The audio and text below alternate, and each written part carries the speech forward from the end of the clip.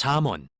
잠언이라는 말은 보통 지혜가 담긴 짧고 현명한 격언을 의미하는데 이 책은 이러한 글로 가득합니다. 그중 대부분은 이 책의 중앙인 10장에서 29장에 있지만 사실 잠언에는 훨씬 더 많은 것들이 기록되어 있죠. 특히 초반에 1장부터 9장, 그리고 결론인 30, 31장의 말이죠.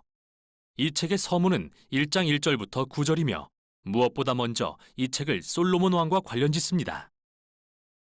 열왕기상 3장에서 솔로몬은 하나님께 이스라엘을 잘 다스릴 수 있도록 지혜를 구하고 하나님은 그를 고대의 가장 지혜로운 자가 되게 하시죠.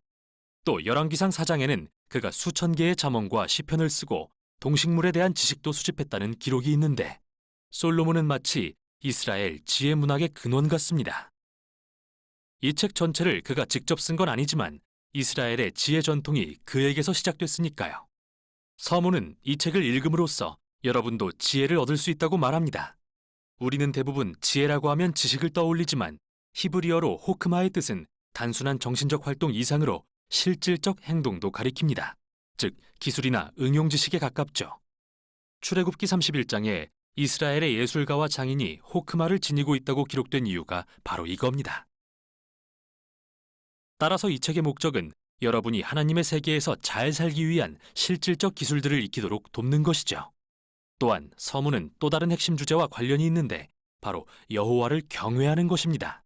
여기서 경외란 두려움이 아닌 하나님에 대해 존경과 외경심을 갖고 우주에서 자신의 위치를 깨닫는 것입니다.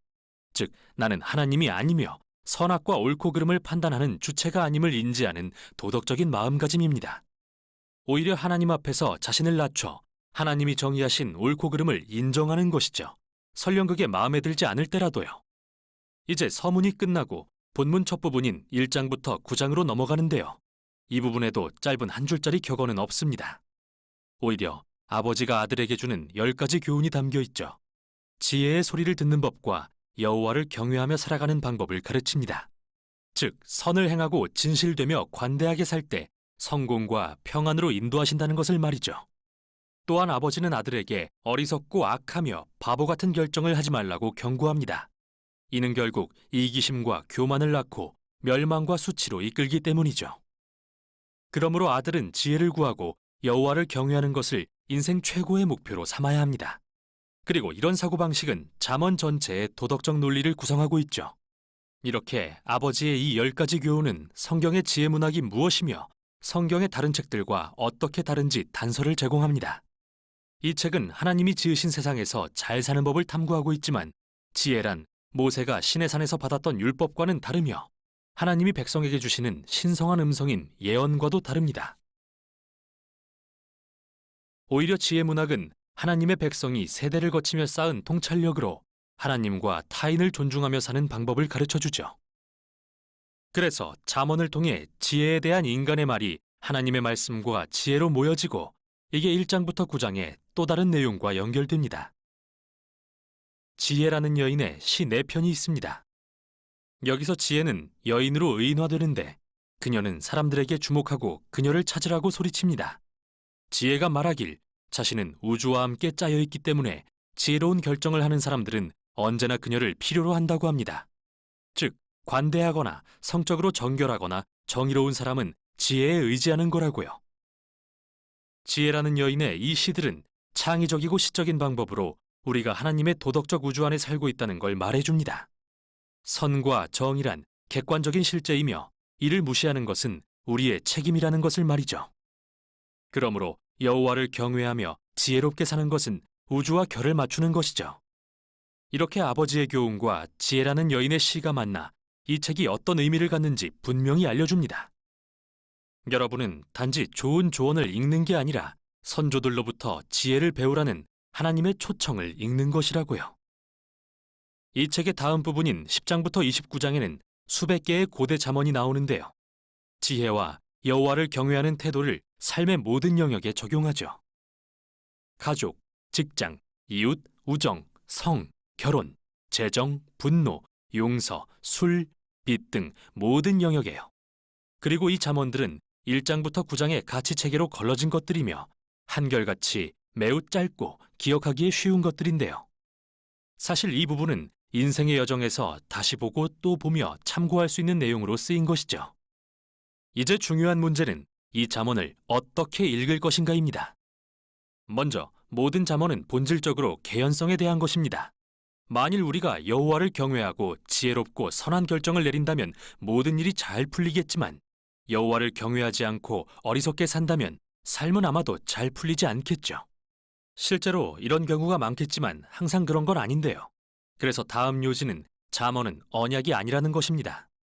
잠언은 성공을 위한 공식이 아닙니다.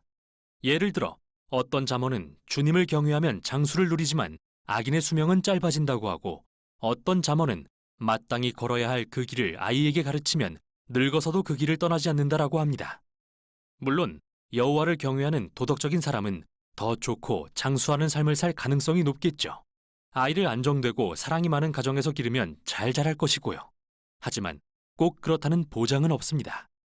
세상에서는 많은 일들이 잘못될 수 있기 때문이죠. 마지막으로 원래 잠언은 일반적인 원칙에 초점을 맞춥니다. 예외가 아니라요. 사실 지혜서들은 예외들을 무시하지 않는데 욥기와 전도서 같은 지혜서들이 바로 그 많은 예외들을 다루고 있습니다. 이 책들은 인생이 간단한 공식을 적용하기에는 너무나 복잡하다는 것을 인정합니다. 그래서 인생을 더 잘 이해하려면 지혜서들을 함께 읽어야 하는 거죠. 이제 마지막 부분입니다. 2개의 긴 시 모음집이 있는데요. 첫 번째는 아굴이라는 사람이 쓴 시로서 처음에 그는 스스로 총명과 지식이 없고 하나님의 지혜가 필요하다고 하는데 그 후 하나님의 지혜가 말씀으로 자신에게 주어졌음을 발견합니다. 어떻게 사는 것이 좋은 삶인지 말이죠. 또 아굴은 마치 잠언을 읽는 사람들의 본보기 같습니다. 항상 말씀을 통해 하나님의 지혜를 듣고자 마음을 여는 사람이기 때문이죠. 마지막은 이스라엘 사람이 아닌 르무엘이라는 왕의 시입니다. 그는 자신의 어머니가 가르쳐준 지혜를 전하고 있으며 이는 지혜롭고 공의로운 지도자를 위한 지침서와 같죠. 그 후 마지막은 각 행의 첫 글자가 히브리어 글자 순서로 된 시로서 현숙한 여인의 성품에 대한 이야기인데요. 잠언의 지혜를 따라 살며 하나님의 지혜를 좇는 본보기가 되는 여인을 묘사하고 있습니다. 그녀는 지혜를 실제적인 매일의 삶에 적용하여 일터와 가정 그리고 공동체에서 살아내죠. 이렇게 이 책은 아버지가 아들에게 지혜라는 여인에게 귀 기울이라는 교훈으로 시작해서 어머니가 아들에게 현숙한 여인에 대해 전하는 교훈으로 끝을 맺습니다.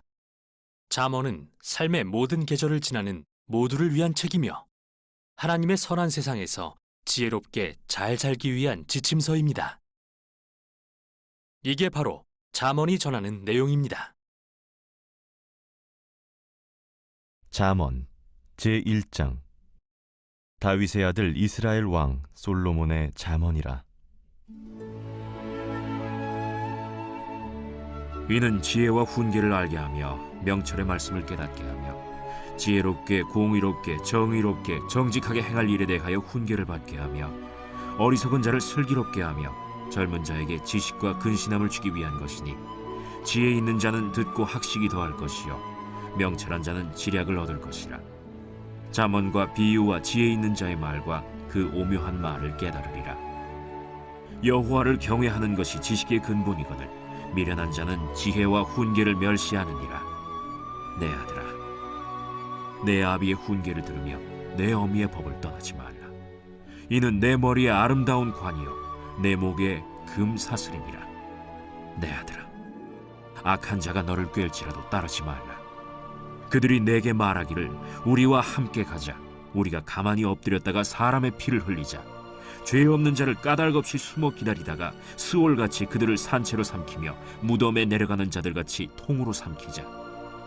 우리가 온갖 보화를 얻으며 빼앗은 것으로 우리 집을 채우리니 너는 우리와 함께 제비를 뽑고 우리가 함께 전대 하나만 두자 할지라도 내 아들아, 그들과 함께 길에 다니지 말라.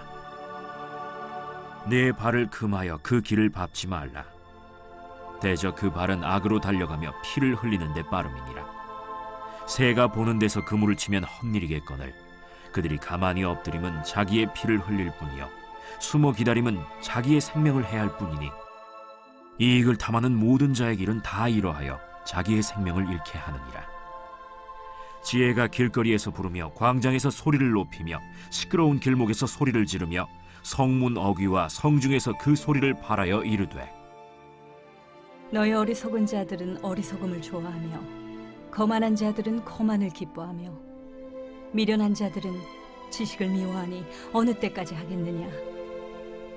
나의 책망을 듣고 돌이키라. 보라, 내가 나의 영을 너희에게 부어주며 내 말을 너희에게 보이리라. 내가 불렀으나 너희가 듣기 싫어하였고 내가 손을 폈으나 돌아보는 자가 없었고 도리어 나의 모든 교훈을 멸시하며 나의 책망을 받지 아니하였은즉 너희가 재앙을 만날 때에 내가 웃을 것이며 너희에게 두려움이 임할 때에 내가 비웃으리라. 너희의 두려움이 광풍같이 임하겠고 너희의 재앙이 폭풍같이 이르겠고 너희에게 근심과 슬픔이 임하리니 그때에 너희가 나를 부르리라. 그래도 내가 대답하지 아니하겠고 부지런히 나를 찾으리라. 그래도 나를 만나지 못하리니 대저 너희가 지식을 미워하며 여호와 경외하기를 즐거워하지 아니하며 나의 교훈을 받지 아니하고 나의 모든 책망을 업신여겼음이니라. 그러므로 자기 행위의 열매를 먹으며 자기 꾀에 배부르리라. 어리석은 자의 퇴보는 자기를 죽이며 미련한 자의 안일은 자기를 멸망시키려니와 오직 내 말을 듣는 자는 평안히 살며 재앙의 두려움이 없이 안전하리라.